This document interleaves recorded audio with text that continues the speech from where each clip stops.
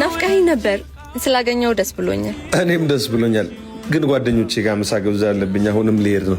ማለት ትላንትም እንደዚህ ብለህ ቀጠሮ ሰርዘሃል።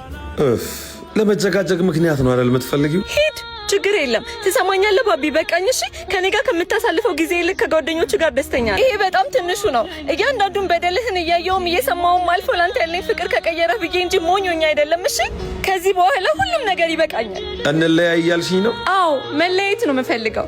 ቆይ እንጂ ማስተካከል እኮ እንችላለን። በዛ ላይ ብቻሽን መወሰን የምትችይው ነገር አይደለም።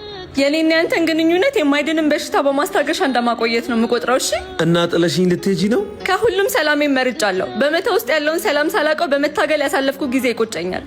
እሺ፣ በጣም ጎድቼሻለሁ። ይቅርታ። እምነት ሲሰበር ይቅርታ ትርጉም ያጣል። አንተ ላይ ያለኝን እምነት ጨርሻለሁ።